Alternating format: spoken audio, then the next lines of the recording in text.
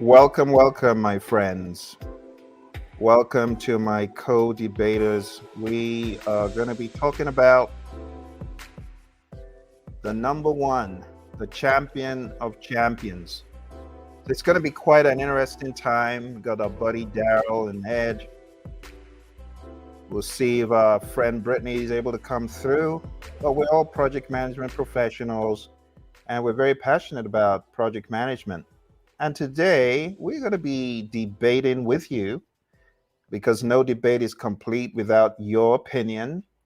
So we're going to be debating which PMI guide is the champion of champions. First of all, we want you to chat into us. Let us know where you are joining us from.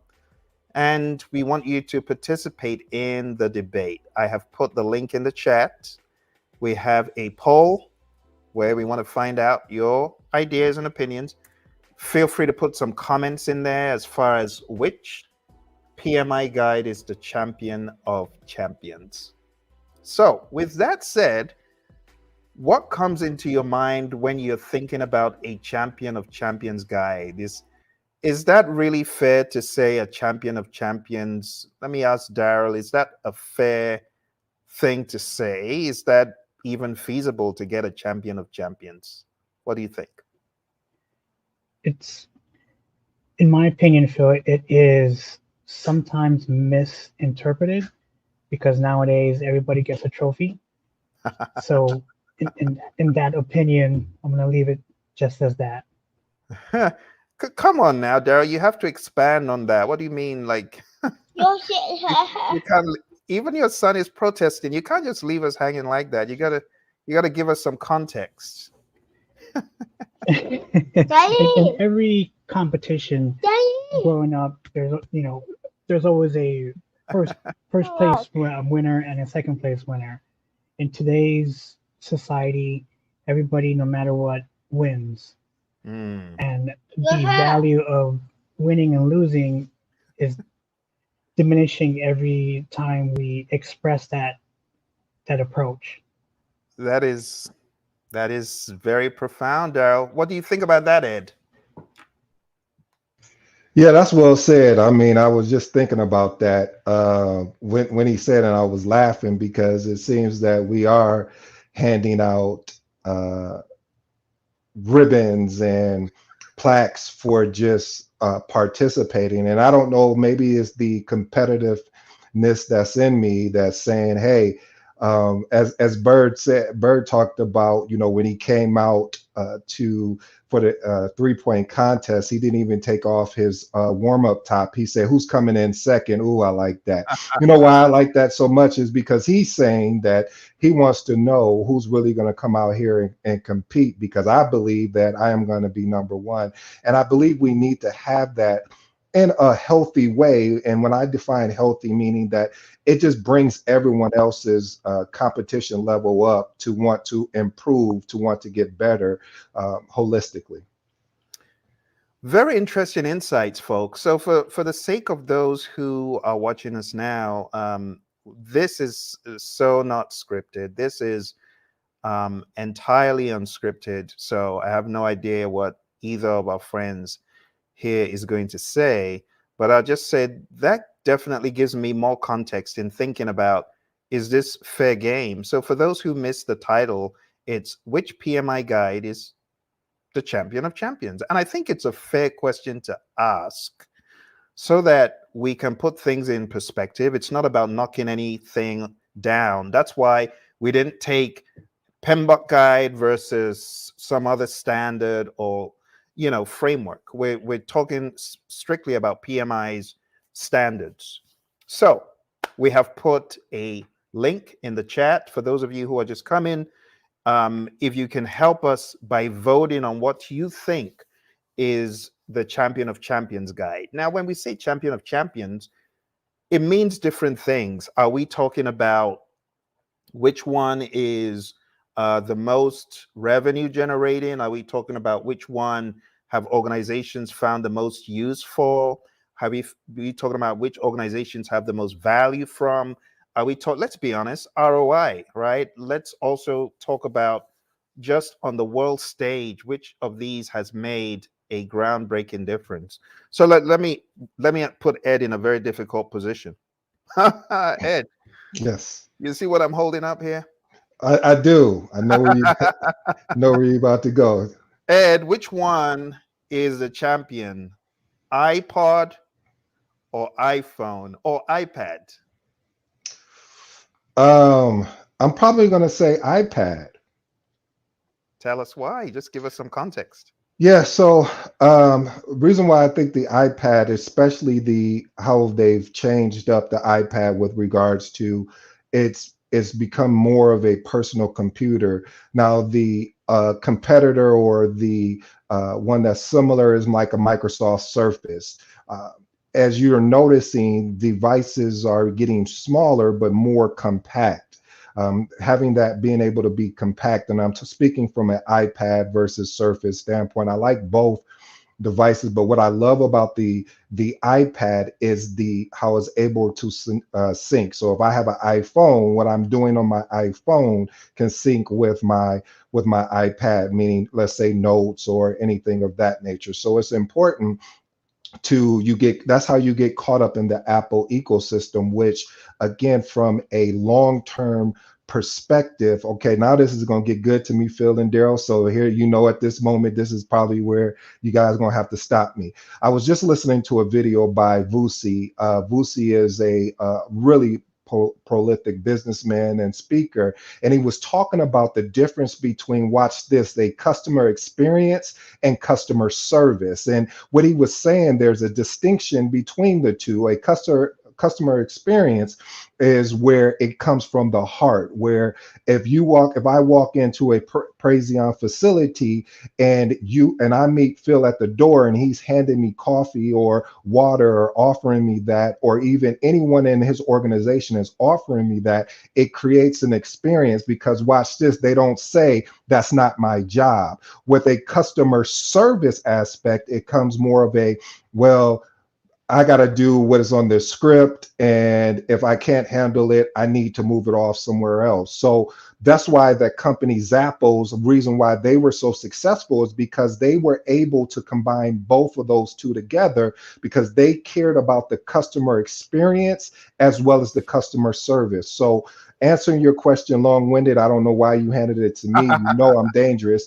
Is the fact of it is that you have to create a customer experience as well as create a customer service. And I believe Apple does an extremely an exceptional job when it comes to that, if they're able to handle both of those pieces, everything from the packaging to the actual device itself. And you can't, even Steve Jobs he told a story about his father when he was painting a fence, and they were going to paint the inside of the fence not as well as they painted the exterior of the fence. And his father was like, no, we need to paint the inside of the fence just as well as the exterior, because it's all about the experience and also maintaining. I'll leave it because I'm gonna get going, and I get excited on these things, Phill. I'm big on customer service, as big as well as the experience. So I'll turn it back to you. I love that, Ed. It's a great story, and it also underscores why when you open an Apple device, for those who have, you're amazed at how precise and well arranged it looks.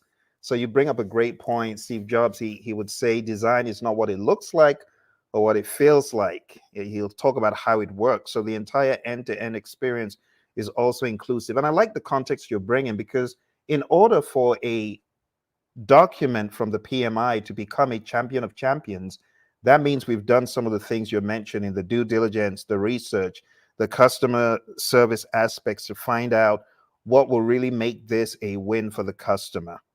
And I believe in time past, when there was a lot of the voice of the customer involved in the creation of these standards, I believe that the proof of the pudding was in the eating. I mean, you've done your research, you've done your homework, you've had the voice of the customer, therefore you're going to get a great win.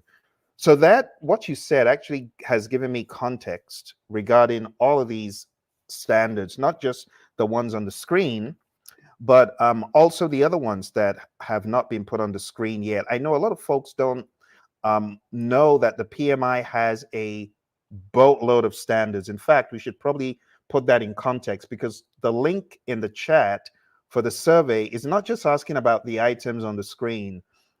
We want to understand beyond the items on the screen, like the entire PMI array of standards. Which one would you say is the champion of champions? Because I'm sure we're going to get some rather interesting responses. And that's why I want people to comment in the survey, not just choose the ones you might identify. So we've got the PMBOK guide, we've got the standard for Phill, management. Uh-huh. Phill, to understand the reality of where society is at right now, in my opinion, the PMBOK guide, both 6th and 7th edition, is losing its value because it's only capable to be applied in non-AI environments, non-AI projects, portfolios, or even programs. And the value being reduced is not having PMI being innovative to help that younger PM. And it's absolutely about that younger PM, or that future PM who will take over a project and will be asked to implement AI, because it's all around us. So That's in my interesting. opinion, the percentage of the value is reducing every day that this type of project or guidance is not being innovative to the real events of AI and everything else. That's it. That's an interesting take, Darrell. Now we're actually going to come to one of them down here. What do you have to say about that, Darrell?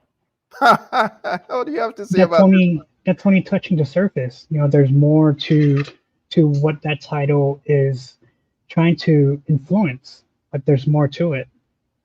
Interesting. Okay, so we have this one, and then we have another one from PMI, I think down towards the bottom. So there's the digital transformation playbook, and I think there's another AI one somewhere else. But that's an interesting perspective. So Darrell, But let's. if you were to take all that, Phill, Uh-huh. does it answer the question, are you AI ready? To be quite honest, I think the question about AI has to be answered on a deeper level. Is AI going to be applied the same way in every single organization? And the answer is no. Most likely, yes. The employee will. I don't believe it will be the same in every organization. I believe that there needs to be some form of agility incorporated into how AI is introduced into firms, because the same way we look at maturity levels, some organizations aren't even IT ready. Talk about AI ready. That's correct. But your phone is IT ready. Your phone is AI ready. So the bottom up approach is going to most likely be an issue in most organizations. And we're all human beings, Phill. And Ed, we're probably going to be using AI to help with these ROI with the 6th and 7th edition, and then inserting it into our work environment and then waiting to get in trouble because we were never told to use that specific AI in that situation. And it's just a human factor of how we think. Mm, So that's how interesting. I see the percentage, the value, in my opinion, as how I understand AI, and I'm still a student of AI. It's really questioning the value of the credential itself. Where would this credential be valued at in a year or 2 years from now? That's a rather interesting take. What do you think, Ed? Yeah, I love the take. I think the challenge though too, Darrell and Phill, is the security measures. A lot of times organizations, and I understand it and get it, because they don't understand the security aspects, meaning from a standpoint of, if I'm taking the company data and I'm leveraging AI, is that data going to be circumvented in a way someone else can poach that data? So the adaption or adoption, excuse me, is slow, because people are still trying, organizations, or I should say from a security standpoint, is still trying to figure that out.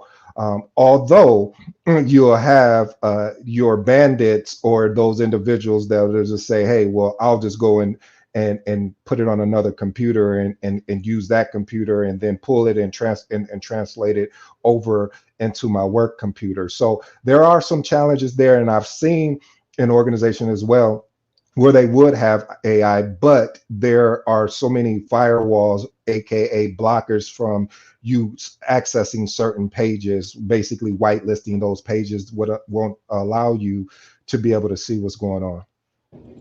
And the reason why I bring up AI, Phill and Ed, is because that's the elephant in the room in this profession. You know, AI is either the good or the bad or even the ugly in many situations. So, you know, as we approach the presidential elections coming up next month, and then, you know, in November, I have a strong prediction that AI will most likely be the #1 topic for the future president. Without a doubt. Yeah, without a doubt. Now, anchoring it back, because I know some of our viewers, they're trying to understand, okay, where are we going with this? Because they're looking at the topic of AI and they know that there's not been any AI standard prior. So they're wondering if we're going to select the AI one as, you know, as the champion of champions. But you bring up a very good futuristic thought, Darrell. Even if we select which one is the champion of champions now, does the landscape of AI affect how that will be viewed down the road? Yes. So my view is twofold. Number one, you got to be agile. Even if you're in the world of AI, you got to be agile. AI is not the problem solver for everything. You still need to have that agile mindset. If you don't have the agile mindset, AI can't help you. Your competitors will keep pulverizing you because, yeah, you got the technology, you got the tools, you got the brain power, but have you got the attitude, the behavior, and the culture to uphold the humans first? I strongly believe in the individuals and in the interactions over the processes and tools any day. And AI is a tool. So I still believe the humanity is going to take preeminence, regardless the kind of tools and the kind of superior AI, the clone Sam Altman and Ilya and all those AI great people at OpenAI. If you're not agile, you're still gonna have shortcomings. So I still want to put the humans first, but I also want to put the misnomer into perspective that in order to be a good project manager, you must be a good technologist. In order to be a good project manager of a construction project, I must be an engineer. In order to be a good project manager of an IT hardware project, I must have IT hardware engineering. Or to be a good project manager of a software project, I must know how to write code. And we all know that that is not completely the truth. There are some projects we need to have superior understanding of the technology, but it's not every single one. So, Darrell, you can run circles around many people with just the understanding of Python. But that is not necessarily anyone who can say, well, I can match Darrell in Python. It doesn't mean that they are good project managers. It doesn't mean they can manage schedules. It doesn't mean that they can apply agile thinking. So I think there's going to be a balance in the future regarding AI and still those traditional humanistic approaches and perspectives and ideas. But Darrell, do you think that the AI project manager of the future does need to know some degree of coding and development? No, Phill, and just going back to your statement of, you know, what you said earlier about project managers need to learn this and need to learn that. There is a potential of having AI enhance that project manager in many ways, using the tools that they have in front of them, starting with your phone, starting with your laptop. You know, so that AI is I know we're killing it so much using that word right now, but at what point are we gonna take a step back as project managers and understand what that title of this webinar is? Which PMI guide is a champion of champions? Now that's relevant now, but in the next couple months, it probably won't be relevant. It will most likely be comparing it with AI agents, AI in general. You know, if AI can do this, AI can do that. And right now, AI is being compared to the PhD student. So it was being compared to a regular, you know, human being. But at this point in September of this year, they're comparing it to the PhD level. Mm. That's really interesting. So let's go for the kill finally. Which one, Darrell, do you want to put the crown on? Now, don't give me the diplomatic Darrell, because we got the diplomatic Darrell who stays away from trouble. I don't want that Darrell today. I want the real Darrell to stand up. Tell us, Darrell, out of all of those standards, is there one, or do you want to like kind of give us some more expansive thought on why not whichever one you might have initially thought of before AI? I can give you two answers. One, as a non-AI project manager, in my opinion, the sixth edition is more of a champion because it's more complex and it's more detail oriented, you know, especially on how to maneuver your way around each process. And of course, it's a very complex guide to really memorize. We all, you know, have that bad habit of memorizing things. And I'm guilty of that too. But with the 7th edition, it just loses the value of that motivation to become a PMP, you know, and strive in that profession, in my opinion. So the 6th edition, as a non-AI project manager, the 6th edition. As an AI project manager, none of the above. I would provide a case study on AI with these two guides and show the ROI. Very interesting. So let's bring in a non-human to weigh in. I think the non-human wants to argue with you a little bit, Darrell. Or I don't know whether to call it argue or what. Let's get it to speak. So we have ChatGPT, and ChatGPT is trying to pose an argument here. Can you guess which one ChatGPT chose as the champion of champions? The 7th edition. Why do you think that? Because it's much more friendlier to understand, and it's in the area of the innovation of project management.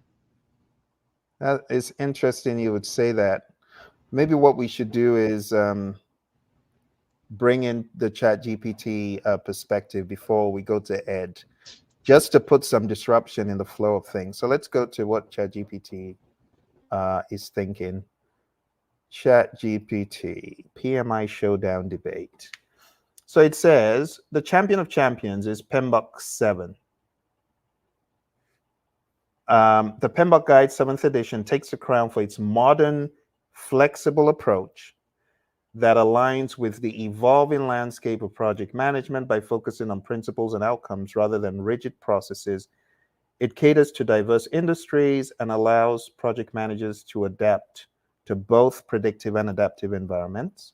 It emphasizes its emphasis on value delivery, team empowerment, and holistic success makes it the most relevant guide for today's complex, fast-changing project needs. Whether traditional or agile, PMBOK 7 provides the foundational mindset that allows project managers to thrive in any context. So Darrell, I would love for you, as we go to Ed, first of all, I'd like for you to respond to GPT, and then I'm going to ask you to bring in some of your other cohorts, those favorites of yours.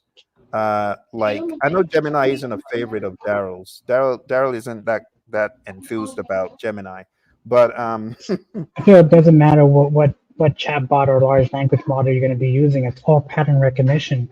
So, in my understanding of these chatbots, it's going to favor to the person. So with that, what the ChatGPT is showing right now, it's favoring you because it's it understands the pattern of recognition that you have been using it, with these types of topics. So it That's may be interesting. different in different Do you want to try? chat Do you want to try it GPTs. on your end? Do you want to try the same prompt and say which I did. PMB? What did it It say? did. It automatically included AI agents, which I did not ask that to. Oh, so which one did it choose? It chose none. Huh. And it showed me that the AI agents are the beneficial factor to using AI in project management. And that's because I trained it to integrate AI in project management, so it understands the pattern in my behavior. So just put that out there. AI has the potential to influence you in many So ways. why don't you try asking it to choose one standard and see if it gives you the same answer you gave? I'll definitely do that. But if you want to continue, and we'll circle back. So let's go to Ed. Ed, so going back to your initial statement about how these days, everyone's trying to prevent one champion. What would you say, Ed, about, in your mind, just your unfiltered, unbiased opinion about which one is a champion of champions? Yeah, Phil, I'm going to say PMBOK 6, and the reason why I say PMBOK 6 is because as a project manager, you need to have a tool. I always call it your toolbox, and one of the things with the PMBOK 6 is there's many things that you can extract from. I understand the purpose to condense things down to a smaller, more approachable piece, but the PMBOK 6 is one of those items, books where you can literally, I can refer to with regards to, like, okay, I'm having some challenges here in leading this project. Let me go in my standard guide. Again, a standard guide meaning is this is what the standard is, but that doesn't mean that we can't, go above and beyond that. And so being able to reach in there and look at a particular process or look at particular item, it really speaks volumes to be able to extract that information. And it's truly valuable to me. I refer back to the PMBOK 6 more than I do the 7, again, because of how robust it is. And I actually put in that prompt that you just mentioned in ChatGPT myself, and it really broke down the same way that you did. It didn't say 7 was the champion. It was just saying, again, 7 was more value driven, where 6 is more traditional type of project management. So that's my take on it. But the question is, though, Phil, what is the percentage of organizations that lead more of a predictive, aka waterfall approach, versus having an agile mindset, and not just using agile mindset as a buzzword, but actually being pragmatic with the approach to leading particular projects? Thank you, gentlemen. Thank you, Ed, for sharing that. Very, very interesting take as well. If you could query to find out what percentage of organizations use a more agile, I really don't know what the statistics are. You know what I believe? I believe that many organizations are more hybrid than they would imagine. So it could be a potpourri of both. But again, Darrell, I put this same thing into another chat tool, another AI tool, and it said, speaking of Gemini again, Gemini is trying to argue the latest edition of PMBOK Guide is a 7th edition. It was released in August 2021. It said, note, while the 6th edition is no longer actively supported by PMI, it is still a valuable resource for many. So it still is trying to evade, still trying to evade the answer, but it's saying 7th edition is the top and the most current edition. It incorporates the latest industry trends. So it's given the same narrative. And you're right, it's probably pulling from somewhere, Darrell. So yes, again, that's why you have a perspective on both ends, and you compared it, in your recent YouTube videos. So it's probably at this point trying to analyze that question based upon your published videos and content, and even articles and books, and it's not confused, but it's just learning Mm-hmm. at this point. Absolutely. Our sister Deidre just jumped in and said, this discussion is intriguing and informative. Thank you all for bringing this conversation out for discussion. Thank you, Deidre. Always a pleasure. And thank you for the comment. I, at this point, would like to ask you, Darrell, to share whatever else your chatbots, your minions. I know you got many of them. He's got a whole host of these AI minions that he can send in different directions. Let's keep that just between us, since that can be thrown out of Oh context. dear, it could be. It Um, could be. yes, absolutely. So my ChatGPT, I'm using 4.0. It decided to use or choose set the seventh edition because it's opens up the dialogue of future product management in AI. And I just Interesting. asked it a simple question: if you were to choose between the two, who would be the champion of champions? And that Mm. was the exact question I said, but it based upon my pattern recognition of asking questions, it brought up AI. That's quite interesting. Quite interesting. As far as my perspective to all of this, I didn't want to make a decision without considering all the other pieces that PMI has come out with. And I wanted other people to weigh in on the discussion because, to be quite honest, one could think one knows the answer, and the answer might be different for other people. So I want people to go vote at the link. Um, I think it would be nice to revisit this topic after people have voted. So I'm seeing 60% say PMBOK Guide 7 and 40% say PMBOK 6 or earlier. So right now, it's leaning in the direction of PMBOK 7. But I would also like those who think it's something else to comment. Um, as far as my perception of the landscape and the market, let me just be perfectly honest, because I do this, as you guys know, I'm preaching to the choir here for a living. So I go around helping companies, training companies, and I must say, what they are most interested in is how can you elevate how we're doing things today? And for them, a lot of times they have values and principles. I went to this organization, spot on values and principles, right there in line with what's in the Agile Manifesto. In fact, I could probably teach an entire Agile session with their values and principles. But when it came to the repeatability of the good things they were doing elsewhere, they were not able to do that. And the reason alludes to what you gentlemen had said. There's nowhere to go for direction. There's nowhere to go for clear, this is how it's done. And I know for some people that might look immature, but not every organization is running on a 2-week sprint or a 4-week sprint. Some organizations have a 1-day project. Some organizations have a 2-year project. But the summary is people want to make things repeatable. They want to make things standardized, measurable, controllable, and they want to be able to improve. And this is the SCMI model that PMI talks about in one of their previous standards. Now, they have a 4th edition of this, but this is the edition that I got certified in. So when people see OPM3 behind my name, this is the guide that I studied to get OPM3 certified, along with the program standard and the other project standard that was there at the time.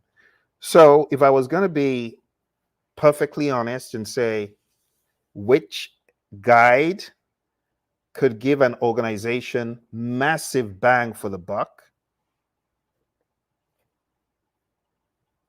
I'd say having this mindedness. Having this mindedness spans way beyond just project management It spans way beyond program management, and it spans way beyond portfolio management. And if only organizations can understand what maturity means and how to tailor the different levels of maturity, I think they will get much further ahead, even in the age of AI, because Darrell, let's be honest, the projects that need to be done in the world of AI, they are a different animal. We cannot approach them using the initiating, planning, executing, or just say, let's go off principles in the seventh. No, there is You know, I something agree and I specific. disagree with you. And this is putting on the business thinking cap.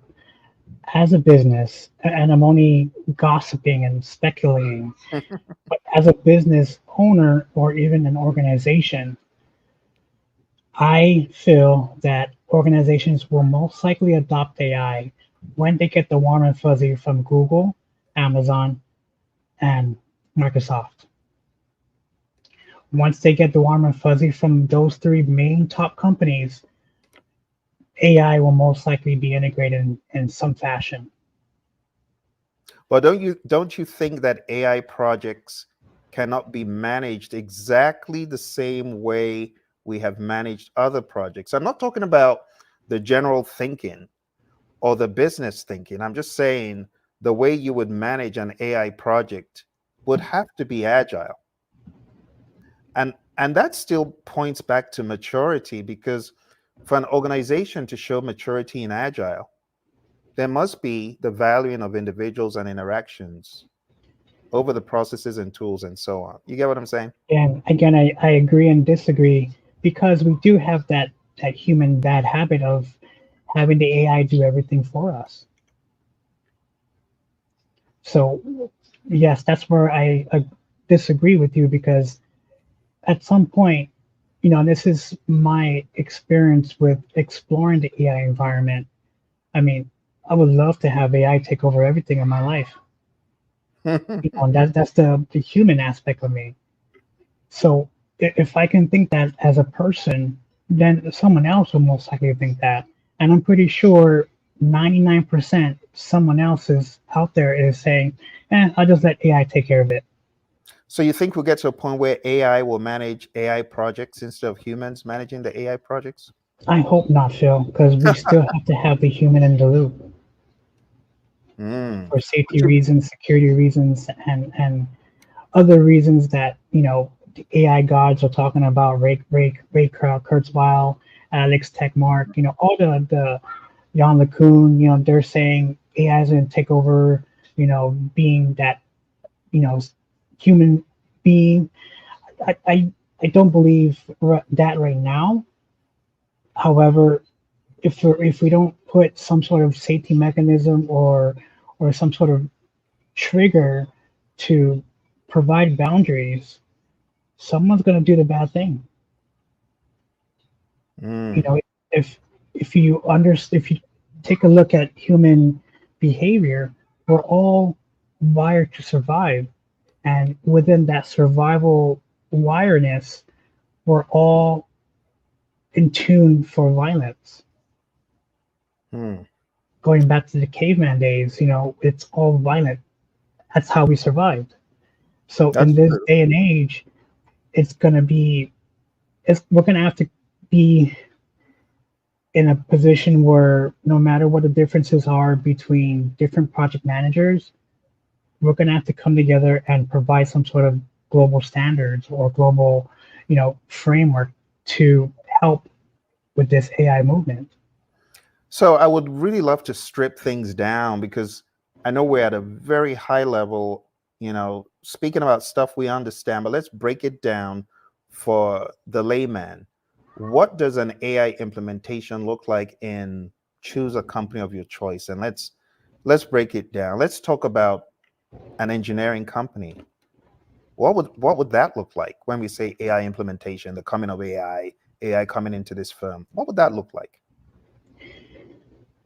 What would they do differently? What would they be working on? Or let's even talk about a sweet manufacturing company. They make candy. What would that look like in a company like that? That I can't give you a very educated answer, Phill. I can only give you what I've experienced.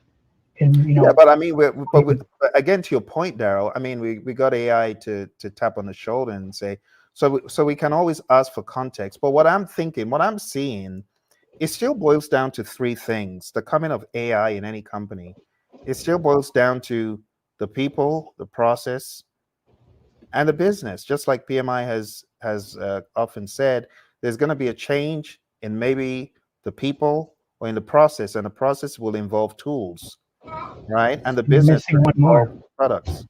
You're missing one more. Say that. Which one? The last one is AI agents. So that would, in my mind, that's under the processes and the tools. It's under the processes and the tools.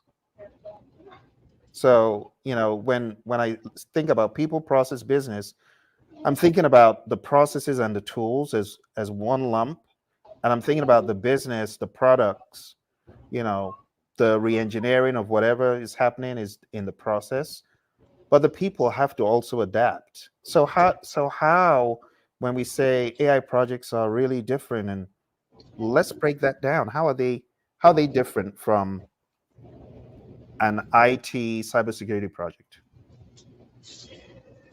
So I'm gonna just take a pause and step back with that topic, Phill, because let's pick this up a year from now and see if this reasoning of adding the AI agents as part of those number was it number four? I think you mentioned three. The number four, the fourth one, in my opinion, is going to be AI agents. Now let's pick this back up in a year from now to see where the entire world will be with AI. Because there's supposedly a lot of predictions out there, from the very high level, with AI coming into our lives. So I'll be excited to have this conversation a year from now, talking But about what AI is. I get your point there, but I don't think it's too premature, because a lot of our viewers, and a lot of them have jumped on recently. It would be nice to give them an idea in their own industries. So what should we call it? An AI transformation? At this point, I would break it down: AI driven, AI implementation. There's also being the term out there called AI native project management, where you're using the software tools and using that and implementing AI in that perspective. And of course, there's cognitive PM. So not only you're talking about these other topics, but going back to the title of this webinar, that's that's the mothership, like what you've always expressed and influenced. The mothership don't have the future resources to have a project manager guide themselves through this AI movement. And I'm using this platform to make everybody understand that AI is not just next year. AI is everywhere. And to put that in perspective, being a PM, you're falling behind if you don't implement AI in some fashion, either personally or professionally. And to be honest, I would not be clicking on this video because how is it going to tell me to adopt AI to younger talent? Right now, we're only hitting the senior folks or the individuals in this industry. We're not targeting the younger people out there. But again, Darrell, to put things in context, yes, we can put AI in everything, but what about the general project management scales? Do you think those will be replaced by AI? In some fashion. However, I just hope it won't overly take it all, in some fashion. My belief, and I believe that humans need to be, in the loop at all times. However, there's other, perspective of using AI, with projects. Very interesting. Let's bring Ed in, because Ed has been absorbing the conversation. So I'm guessing that you're extrapolating the details, Ed. What are you thinking? No, I mean it's a good back and forth. I'm sitting here learning. Every time you guys discuss AI in this type of format, it gives me more perspective because I'm looking at it from a standard of what we do, what we're currently doing. And it, Darrell forces me to think more futuristic. And you're right, we have been using AI, but it hasn't been really popularized until, I don't want to say until recently, because that wouldn't be fair. Because when we're texting and all of a sudden it recommends a word, that's AI. And so it's one of these things where you're right, we do need to start integrating that more and more. But from what I've seen, it's again those security measures. I keep coming back to that foundational aspect because a lot of organizations that I've been in, they wouldn't allow you to use AI. They block it. And now there's certain pieces that is already automated from an AI standpoint. But for me, just to go in and pull up my Chat GPT or Claude or you name the language, the learning language model or whatever, however you say that, Darrell, you'll back me up on that. If I couldn't go in there and do that. But we do need to start preparing ourselves, and this is why we have you as our teacher when it comes to AI, to get prepared and prepped so we're not left behind when, if this thing does take off, next week, next month, next year. So we're more aligned about what is actually about to happen. Because you're right, it is going to take over, but how much is it going to take over? Because I still believe in anything, you still need a people aspect. If you're driving an autonomous car, you still need to keep your hands on the steering wheel to a certain degree. If you don't, then you will get, a warning, and then eventually they may, because of the accidents they've seen. Now, watch how this makes sense too. I'm saying that, but I contradict myself. There's a program that's going on in Arizona, as well as I do, and you may be able to speak to this. Arizona, I think San Francisco, where they have cars that are like the Uber version that are picking up, and they looked at the stats, and they have had less accidents or incidents than a person behind the wheel, and that is very scary for one, because of the fact of, you're like, okay, would I rather drive myself, or would I rather get in a car that I know there's a higher percent of chance that I'm not going to get in an accident, you can't avoid the people that's out there, but just in general. So it is scary, Darrell, but at the same time, scary to me means excitement, just like, when about opportunity in a threat. I mean, threat means opportunity. Again, it's the glasses that you wear of how you look at it. Darrell, comment? The understanding of how AI will impact us all professionally and personally, to that project manager, is going to come down to that question: how am I getting myself ready for an interview when this company is AI, trying to use AI and so forth? So I feel that the job industry will most likely get tougher because of that reason. And if we're not influencing or even sharing ideas of AI in project management, because we're just waiting for, the powers that be to say it's okay to use it, we're just falling behind as project managers. And that's where the value to me is being diminished. Because at some point you're going to say, I need another job. Let's look for another job. Oh man, this company is going to be asking me about AI stuff. I don't know about AI. Okay, let me look at the PMBOK guide. There's nothing in AI. There's nothing about AI right now. So that makes you much less valuable in some ways at this point. So, Darrell, from what I'm hearing you say, we need to be thinking hyperly about AI in project management and its application. That's kind of what I'm getting. Like, we might be missing the boat if we're not putting more focus. And I know PMI is doing their best. They got the generative AI course. They got a bunch of other courses. They came out with the announcement they've gotten an AI, seems like more like an AI research firm that also has the CPMAI. So is that right, Darrell? Am I saying it the right way? Yes. So based on your little research about that whole development, can you give us a breakdown on whatever you've read so far? Because I know you've read more about it than I have.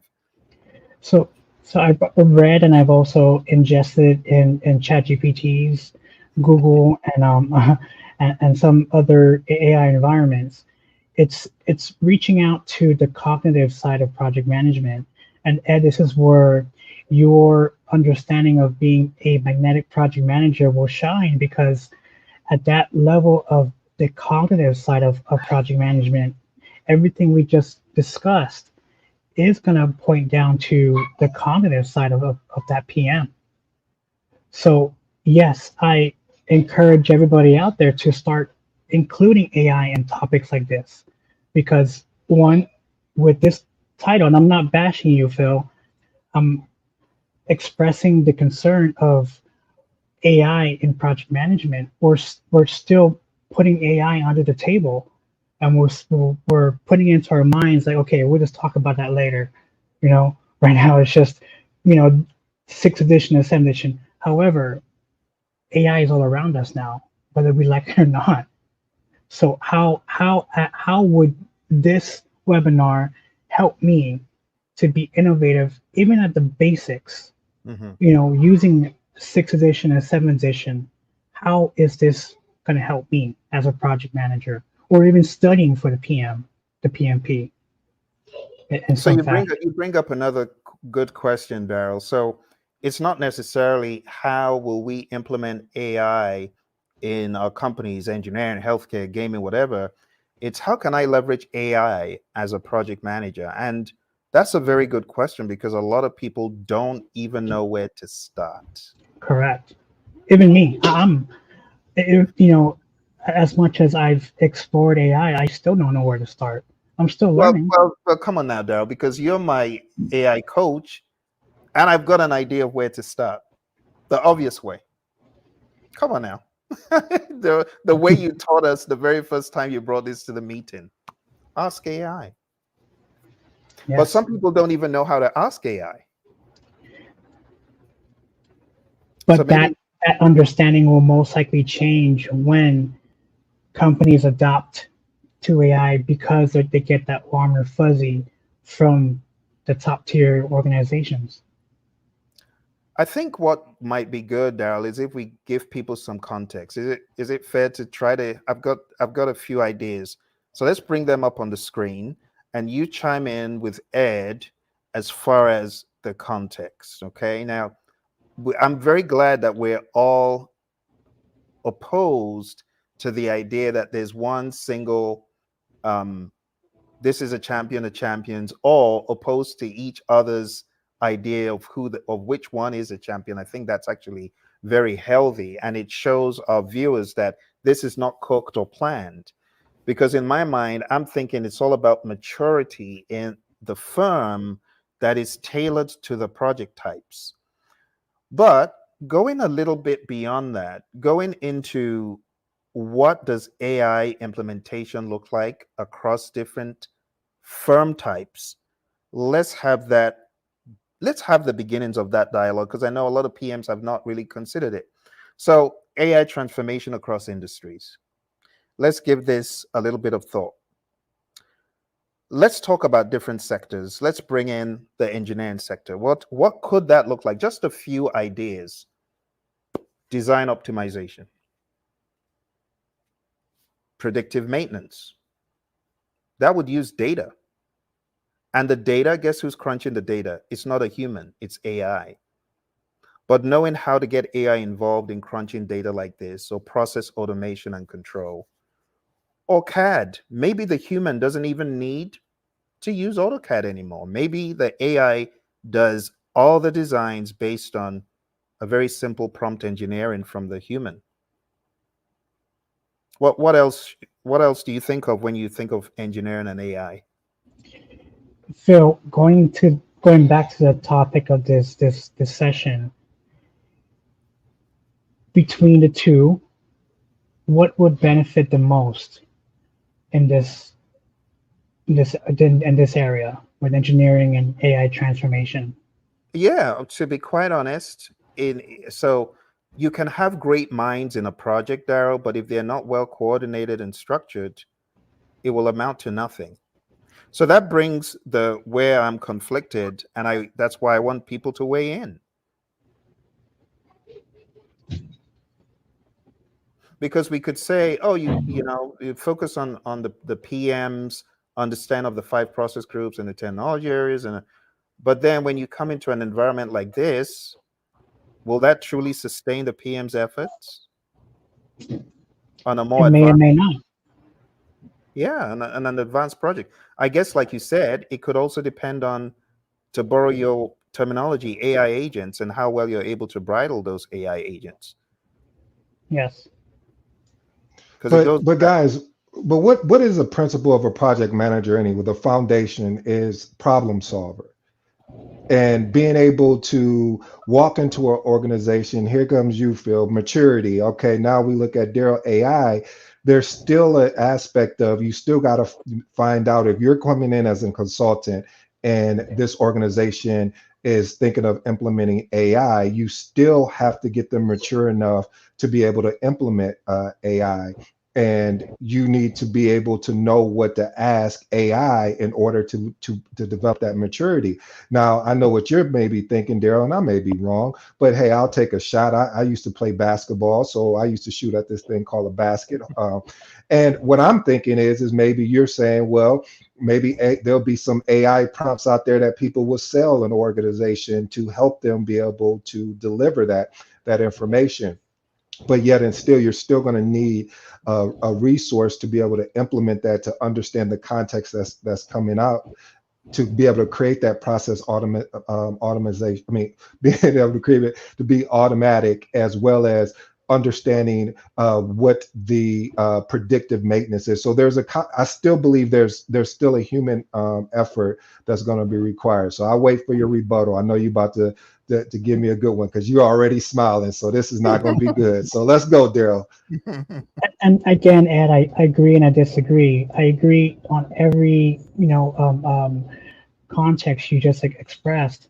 I disagree on humans being the problem solvers, because at this point, AI is also a problem solver in many aspects. No matter how you look at it, it can provide so much different. It can't do physical things right now, but it can do digital things.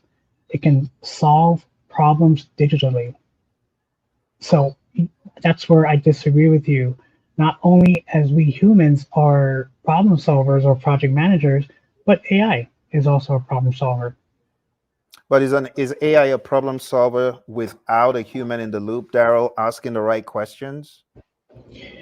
Yes, both have to be in that same environment, in my opinion. You need one or the other. It's like the misconception of EVM and earned schedule. Earned schedule was supposedly the blue pill for EVM, but you need EVM and you need earned schedule together, or else it's going to be garbage in, garbage out. So it's going to have to be a situation where you're going to need both. So you need both. So what I'm hearing is we need some sort of project manager mindset, awareness, problem solving maturity, but we also need the ability to bridle AI. So we're saying that both will help us in these future type of projects.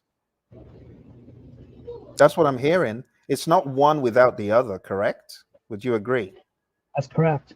However, with the human aspect involved with our habits, most likely we're going to be thinking, we'll just let AI do it. But Phill, I want to come back to Darrell on this challenge about the problem solver piece for a human, because what I believe is that if AI gives me a solution, if I don't know my audience, that solution may not work well. Like, it may be an approach where I'm very direct and directive, but if it doesn't know the emotional aspect of my audience, I mean, am I going to be able to type in, hey, this particular project team member or stakeholder, they have these emotions, and with these emotions, this is how, but again, it goes back to the input, because I would have to understand how to articulate that into the system, which will be able to have a better conversation Yeah, to solve you're a problem. correct. Ed, you're correct. However, with AI advancing so fast, it's not only text based; it's a voice to voice. Hmm. So having that connection with an I mean, come on, you go on your Apple iPhone and Shout your out to Google Apple. Android, you have AI girlfriends. Hmm. So that human connection, especially with the voice to voice, that's going to influence the project manager in many ways. So yes, I agree and I disagree because that mindset will work at a text-based AI environment. However, voice to voice is also being implemented. It already has. Hmm. So the connection between that voice you hear from that AI and yourself interacting with that AI, it has the potential to influence you.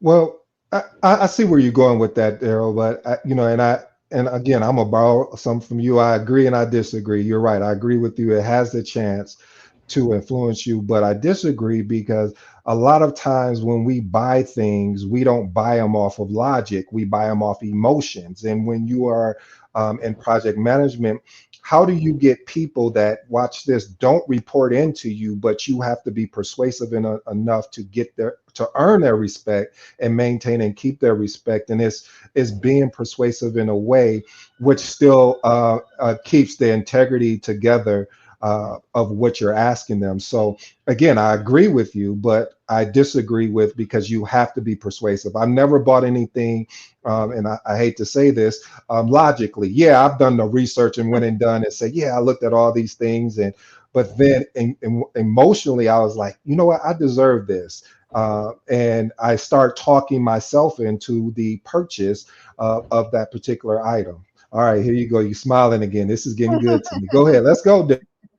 I'm looking at it both as a project manager and as a regular Joe Schmo. Mhm. Um, Today's laptops and desktops, computers, it comes with NPUs, neural processing units, and that means the AI will learn every behavior, everything you search, and it'll learn only for you because that's what it's instructed to do. Now, with that mindset, Ed, of you buying stuff because you deserve it, that AI is gonna understand that and is gonna foresee that basic human connection and is gonna chime in somehow with a text or voice on your computer or iPhone and say, "Hey, I think you need that new Tesla for yourself." So it's gonna eventually grow that way or push that way as we integrate AI in many ways because AI is everywhere, regardless.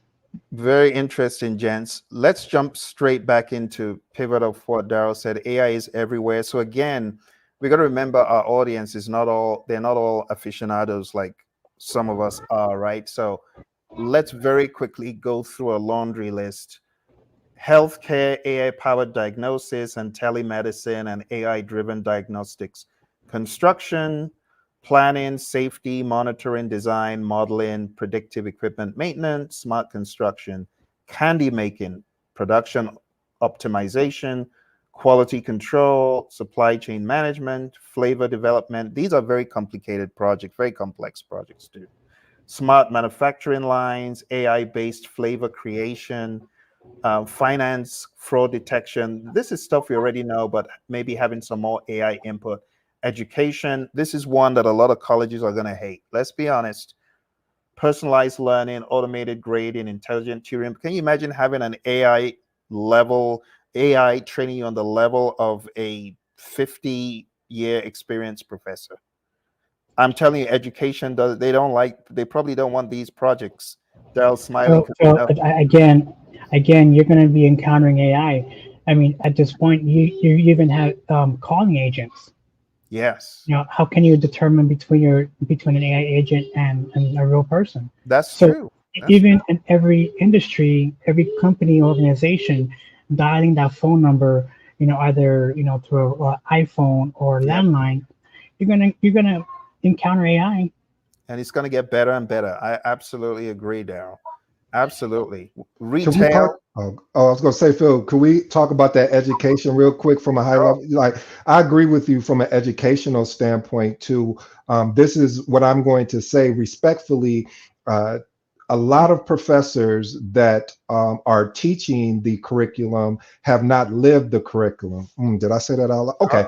Uh-oh. Meaning that if you're teaching me business and you've never led or ran a business, why wouldn't you take that on information and use it for yourself in a sense? So now with AI being able to cultivate that, and they're taking theory and pragmatic, being able to be pragmatic, looking at real world experiences and combining all that together, it is a threat to education. And let me say this crystal clear so we don't have any misconception and you don't say, well, ED, what you got degrees, so which is, well, I am saying I respect education. I think it's a great tool. However, we have to start implementing real world, because what ends up happening is someone coming out of college and they're getting their first job as a project manager or project coordinator, whatever that role is.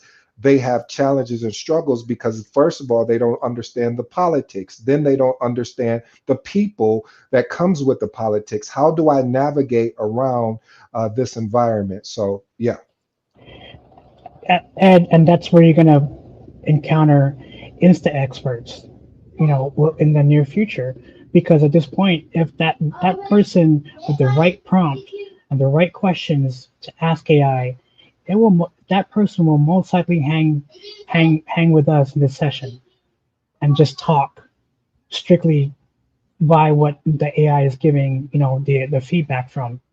So, it's interesting to see that. And yes, I know everyone's starting not to like the AI term, but like I said, it's everywhere because you know it's good. It's going to be interesting in the next year or 2-3 years down the line. Absolutely. Let's get to the last four. The one you've talked about quite a bit, Darrell, about picking up the phone and having someone on the other end, but it's AI powered. Absolutely, right? So AI powered customer support, but also inventory management. All these things already, many of them already in place, working today. Agriculture, precision farming, crop monitoring, robotic harvesting, hospitality, guest personalization. You might one day have an AI bot welcoming you to the hotel, giving you a handshake. You just don't know. And then transportation and logistics. So autonomous vehicles, as Ed was mentioning earlier, and AI fleet management, smart warehousing, real-time tracking, and so on. So why are we showing all of these? Because we're trying to sensitize people to the fact that a time will come where these projects are more commonplace, and understanding how to navigate them is important. It will go beyond just being able to code or test or develop, but understanding all the moving parts and components of a typical artificial intelligence project. With all of that said, we still are back to the question, which PMI guide today is a champion of champions? Because I know our viewers, they want that question answered. So the last roll call, I believe Darrell has said, based on the complexity and the ability to have different dimensions, which could help us better map things from the world of AI. Your answer, Darrell, your final answer? It's the sixth edition. PMBOK 6. Ed, what is your answer? I'm going with the sixth edition, Phil, for 100. And my answer is in looking at maturity, because I think if you were to look at a model for maturity and you are effectively able to scale it across projects, programs, and portfolios, I think you might achieve success. So the champion of champions is probably going to differ on a person by person basis. For us who are the tactile project managers trying to put out immediate fires, I think we're going to find a ton more value in PMBOK. Well, don't let me speak for everyone. either 7, like GPT and Gemini, or 6. For those people who are not into that world of traditional and they haven't really been able to see beyond the walls of an agile environment, they're going to probably look at this one, the Agile Practice Guide. For those people who are more into the world of WBS creation, earned value management, they're definitely going to gravitate more towards standards like the WBS standard and the EVM standard. So I think the question of the champion of champions is going to be highly situational. I don't think there's one right answer. But the reason why Ed, Darrell, and I have come together like this is to generate discussions that need to be had about business, about artificial intelligence, and about the PMI as a whole. So we're hoping that you got some value from it. We're keen on knowing which PMBOK do you think is a champion of champions, or which standard do you think is a champion of champions? We didn't even talk about process groups or practice guide. That's also one to throw in. It really depends on whatever people are doing. So I'm going to ask each one of the gentlemen to wrap up. Who wants to go first? I can go first because Ed is amazing in motivational speaking. So to wrap it up, I just wanted to influence everybody that this session is not a bashing session of AI and project management.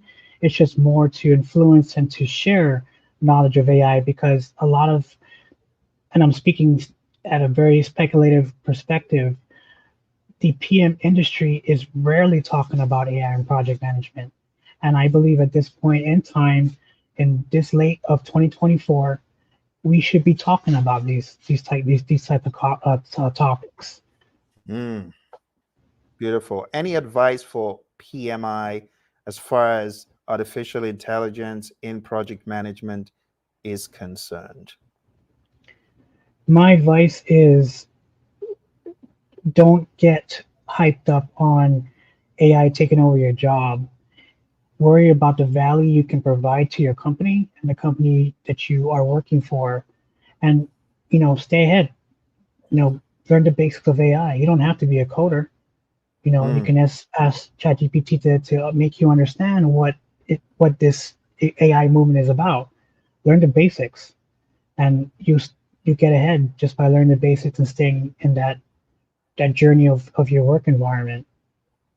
Good deal, Darrell. And specifically for PMI, the Project Management Institute, any insights or things you would like to see as an AI influencer?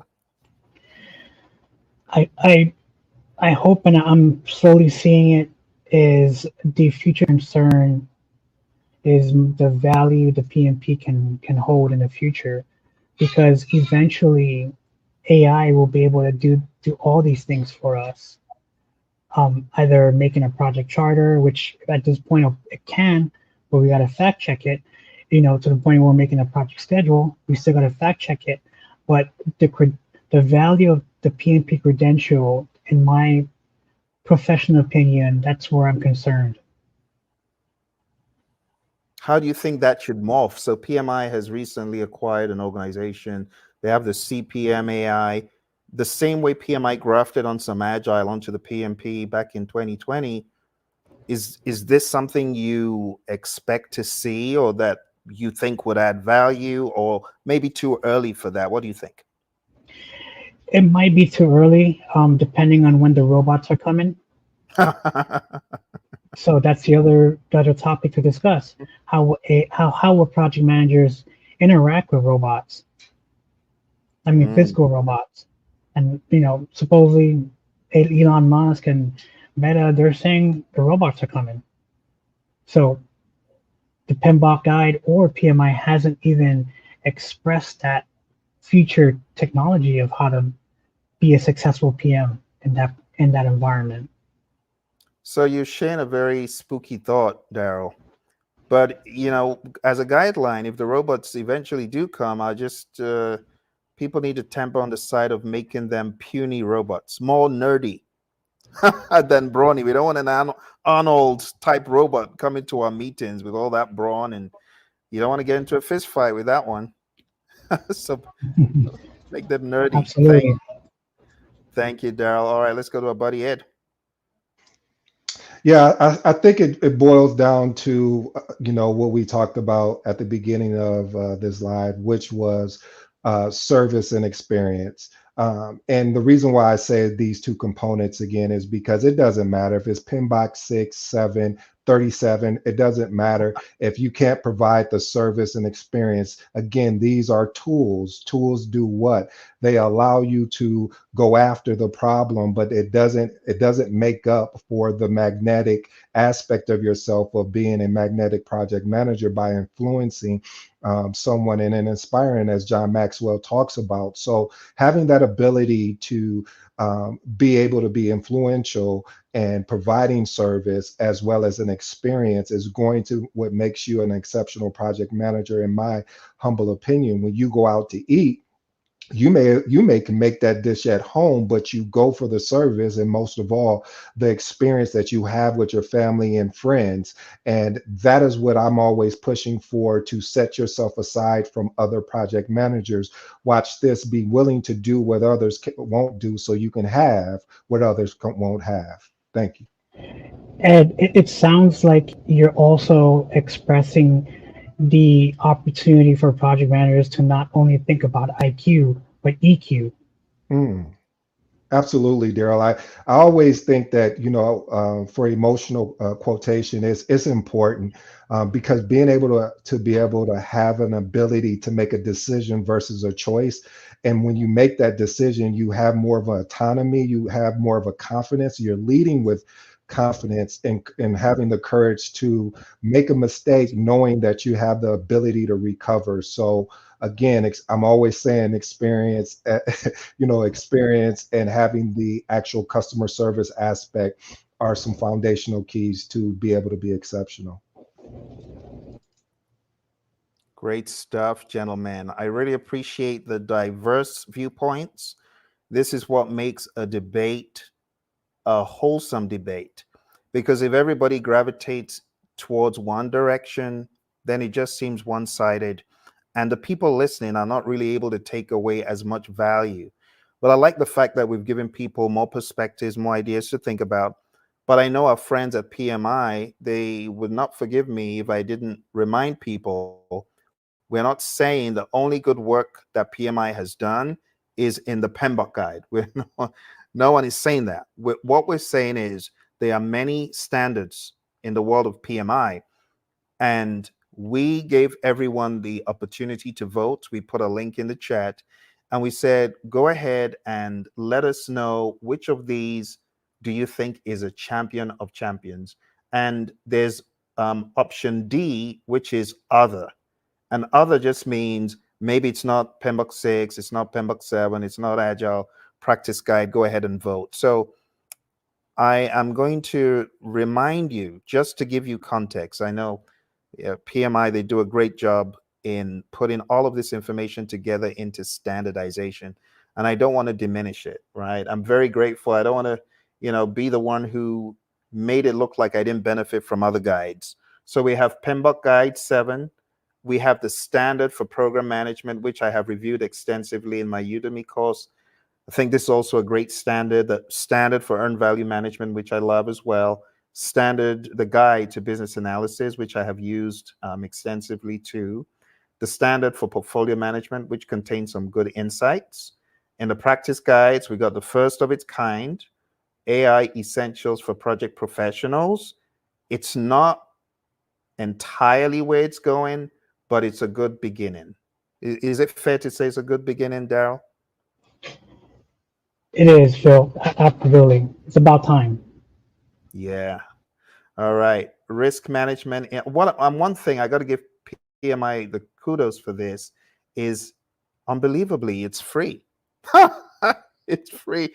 They didn't ask to pay. They didn't ask us to pay PMBOK Guide money. Now this flips it on its head because you, Darrell, of course, a lot of emphasis in what you've said today is AI. The most valuable piece from the future perspective, right, of AI would be this, and it's free. So if you haven't downloaded it and taken a look, we encourage people to do that. Risk management in portfolios, programs, and projects. very controversial, but nonetheless, it's got some great stuff. And when I say controversial, I'm talking about things that we discuss at higher levels of risk management. My buddy, the risk doctor, and I, we've had this discussion once or twice. Agile Practice Guide, great groundbreaking guide. PMI, this needs an update. So whatever you're doing with AI, remember that this also needs a little bit of a facelift. It's what, 7 years or even more? The standard for organizational project management, the OPM standard, which I showed you the predecessor of that, great one. In my mind, this can help. If the right people are reading it with an understanding of what this means, I think they can set the organization in the right direction. Practice standard for estimating is another one. I haven't dabbled too much into this, but definitely a good one for estimators. Practice standard for scheduling, third edition, another good one. I've taken the certification based on this PMI SP, and also the certification based on this one, PMI RMP. So if you have any questions about those, do put them in the chat. This is one of my favorites, the practice standard for WBS creation. So in my mind, if I was embarking on an AI venture, I'm going to be thinking WBS level for sure. So for those of you who are on projects like are groundbreaking and unknown, you could benefit from not only Agile, but also from the world of WBS creation. This is the previous standard for risk, which is still out there. Business analysis for practitioners, second edition. I have not doubled very much into this, but the previous edition was cool. Process groups of practice guide. This is pretty much a PMBOK 6 clone. Let's just call it what it is. This is a PMBOK 6 clone. And then benefits realization management. Yeah, this is also a very good one for understanding the difference between benefits versus deliverable versus what do we call it? Value versus benefits has always been a big topic in all the PMI. Requirements management, a practice guide, great one that everybody should be aware of because requirements are everywhere. Governance for portfolios, programs, and projects, a practice guide. Navigating complexity. Speaking about what Darrell was mentioning today, it could also be a good one because AI projects are complex. Managing change in organizations, one of my favorites. I actually have an entire curriculum on that. Project configuration management, definitely insightful. The digital transformation playbook, I have not read this one. Choose your wow, not read that one. Introduction to discipline agile delivery, second edition. Another one I have not read. So the three at the bottom, I'm not very familiar with. Everything else I am. So PMI has done some really great work, but which of these would you say is the champion of champions? That was really the question. And I didn't expect to get a uniform answer from everyone who jumped on the call, but we want to encourage you to go vote. And if it's something other than the PMBOK or the Agile Guide, we want you to also share with us why you think whatever you're choosing is the champion of champions. And honestly, won't you agree, gentlemen, that's a very subjective title, champion of champions? Very subjective. What do you think, Darrell? Very, very subjective. However, thinking on a general mindset, the champion of champions is more likely AI. So just being, trust the AI influencer to put AI front and center. So, but Darrell, we can't choose that AI book because it's still cooking. It's still in the oven. Maybe come back in a few months or years and we'll be able to tell, right? Absolutely, yes. Okay. Well, thank you so much, everyone. It's that time. We got to shut it down and close. We want to say a big thank you to you for hanging out with us for about an hour, 20 minutes. And we look forward to seeing your votes. Put your votes in, go to that link, and let's see what exactly you're thinking. Thank you all very much. All the very best in your journey, whether it's the journey of AI, the journey of project management. We're here for you. We've got 3 channels. We got the Conscious Agility channel from Ed. We got the Influence IPM channel from Darrell. These are all on YouTube, and we got Restless Minds from Darrell as well. Gentlemen, please put your handles in the chat because I know some folks may want to be connected to hear more from you. So if you can put those handles in the chat, people will be able to find your channels. And then I'm going to beam them on the screen here momentarily.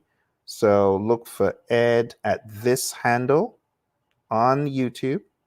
Thank you very much. And Darrell has got a couple. Like I said, Influence IPM is one, and Restless Minds. We'll just wait to get those handles, and I'll display them on the screen. And then the Praizion channel, just Praizion. You can find that on YouTube. So let's see. We'll wait to get your handles. And for those of you project managers who might be wondering, I need further guidance, I need to get better in my world of project management, do you have any vehicles that can help me? There's several vehicles that can help you. First of all, I recommend that you check out the Project Leadership channel. The Project Leadership Institute channel on YouTube is one. So if you just do @Project Leadership Institute, you can find that. And we also have Project Leadership Institute podcast, everywhere there are podcasts. And we also have the PM Anonymous channel. All right, we have one of our friends said, shout out to y'all, salute to ED, your videos help me pass my, wow, fantastic. Congrats, Christian, on passing the CAPM exam. Awesome, awesome feedback. Lovely. Thank you, Christian. All right, make sure you hit Ed's channel with that comment if you haven't already. All right, and Darrell, is it @Influence IPM? Is that the handle on YouTube?